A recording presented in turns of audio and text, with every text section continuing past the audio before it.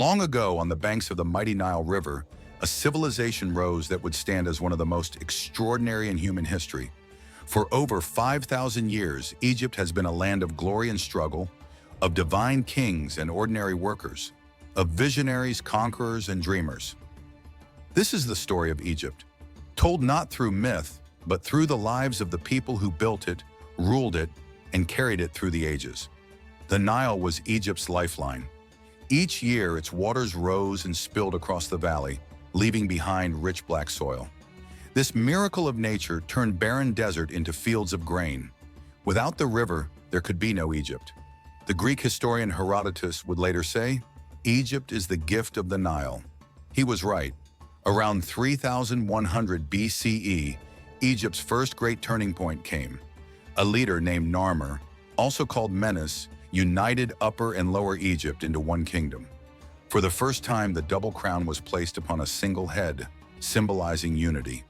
Narmer declared himself Pharaoh, both king and living god. With this act, Egypt's dynasties began, and history opened its pages to a civilization destined for greatness. The Old Kingdom, beginning in 2686 BCE, became the age of the pyramids.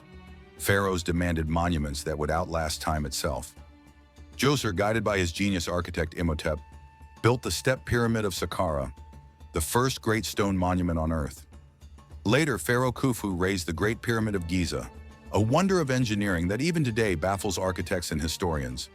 Imagine thousands of laborers, craftsmen, and farmers working under the desert sun, moving limestone blocks weighing tons, chanting in rhythm as overseers gave orders. These pyramids were not just tombs, they were ladders to eternity, built so the pharaoh could ascend to the gods. But Egypt was not only a land of stone, it was a land of faith. Egyptians believed life on earth was only a chapter in the eternal story. Death was a passage to another world. To protect the soul, or Ka, the body had to be preserved. Thus arose mummification, a sacred process where priests wrapped the dead in linen and placed amulets to guard them on their journey. Around them, Egypt's gods shaped daily life. Ra, the sun god, sailed across the heavens. Osiris ruled the underworld. Isis, goddess of magic, gave protection. And Pharaoh, child of the gods, was the keeper of Ma'at, order, balance, and justice. Over centuries, Egypt faced collapse. Drought, famine, and rebellion weakened the Old Kingdom. Yet the Middle Kingdom, beginning around 2055 BCE, restored stability. Pharaoh Mentuhotep II reunited the land. Arts, literature, and philosophy flourished. The voices of common people appeared in poetry, prayers, and stories. But foreign powers loomed. From the northeast came the Hyksos, invaders armed with horse-drawn chariots and new weapons. They seized power, and for a century, Egypt lived under foreign rule. But Egypt's spirit was not broken. From Thebes rose warrior pharaohs who drove the Hyksos out, and with victory began the New Kingdom, an age of empire and glory. Egypt expanded into Nubia, Canaan, and Syria. Pharaohs became conquerors, and their names thundered across deserts. Among them was Hatshepsut, a queen who crowned herself pharaoh. She wore the beard of kingship, stood before the gods, and led trade expeditions as far as the land of Punt. Her reign brought wealth, peace, and grandeur. Then came Akhenaten, a radical king who broke with tradition. He declared Aten, the sun disk, the one true God.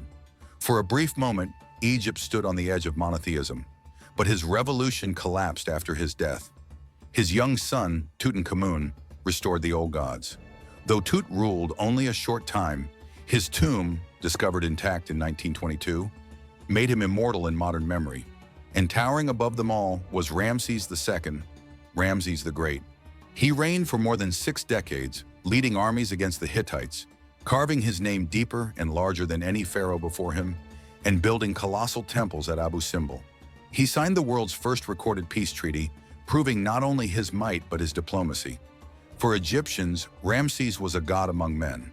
Under his reign, Egypt reached its height of power, yet no kingdom lasts forever. After the New Kingdom, Egypt declined. Foreigners once again arrived. First Libyans, then Nubians, then Assyrians and Persians. Each left their mark. The Nile still flowed, the temples still stood, but Egypt's independence slipped away. Then came Alexander the Great in 332 BCE. The Macedonian conqueror defeated the Persians and entered Egypt as a liberator. In Alexandria, he founded a city that would become one of the greatest centers of learning the world had ever known. After his death, his general Ptolemy took Egypt, beginning the Ptolemaic dynasty. For nearly 3 centuries, Greek rulers governed Egypt, blending traditions of East and West. From this era rose Cleopatra VII, perhaps the most famous queen of all time. Intelligent, ambitious, and charismatic, she sought to preserve Egypt's independence in the face of growing Roman power. She allied with Julius Caesar, then with Mark Antony, fighting to keep Egypt free. But in the end, she could not stop Rome's advance. In 30 BCE, after her defeat and tragic death, Egypt fell under Roman rule. The pharaohs were gone. Egypt was now a province of a vast empire. Centuries later, a new faith entered Egypt: Christianity. By the 4th century CE, Egypt became a stronghold of early Christianity, producing great theologians and saints. But another transformation awaited. In 641 CE, Arab armies entered Egypt.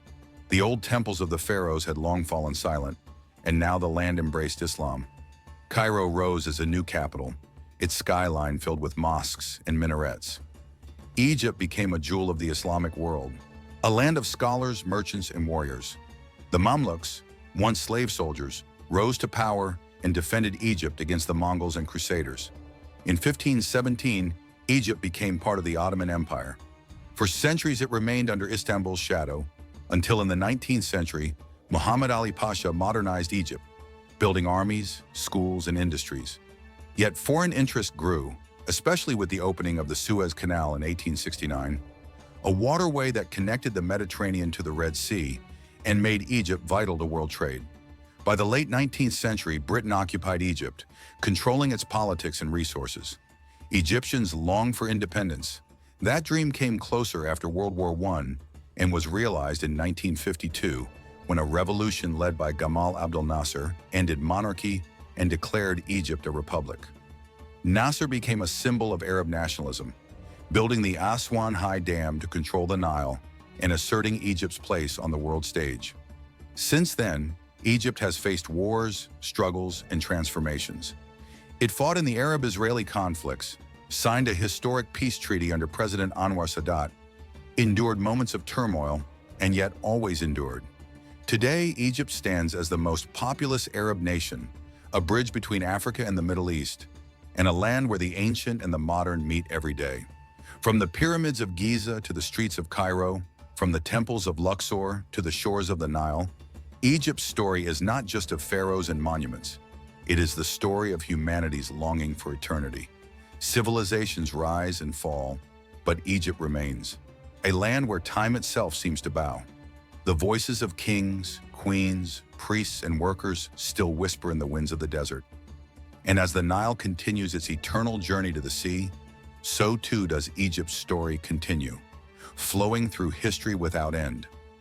And so the tale of Egypt comes to its conclusion, not an ending, but a reminder that history is never truly finished. From the deserts where the first farmers learned to trust the Nile, to the shining pyramids that still guard the horizon, to the voices of queens and kings whose names remain eternal, Egypt has always stood as a bridge between the mortal and the divine, the ancient and the modern. Think of the journey we have taken, the unification of 2 lands under Narmer, the ambition of pharaohs who built monuments to eternity, the faith of a people who believed that life itself was but a passage to the afterlife. We saw Egypt's glory rise in the Middle and new kingdoms, witness the triumphs of Hatshepsut, Akhenaten, Tutankhamun, and Ramses the Great. We watched foreign powers arrive, Persians, Greeks, Romans, each leaving their mark, yet never erasing the spirit of Egypt. We walked through the streets of Alexandria, felt the prayers rise from the mosques of Cairo, and stood in the shadow of the Suez Canal where modern Egypt shaped the world's destiny. But through it all, one truth remains. Egypt is more than pyramids, more than temples, more than conquerors or kings. Egypt is a story of endurance, a reminder that civilizations may rise and fall, but the river still flows, carrying with it the heartbeat of a nation that has survived for 5,000 years. Today, Egypt continues its journey, modern, dynamic, alive, yet always holding close the legacy of its ancestors. The stones still speak, the Nile still whispers, and history, like the river, moves ever forward. Thank you for joining us on this journey through time. If you were inspired by the story of Egypt, don't forget to like this video, share it with others who love history, and subscribe for more timeless stories from the past. Because every view, every share, and every new subscriber helps keep history alive for the world to hear. And remember, civilizations may fade, but stories, when told, live forever.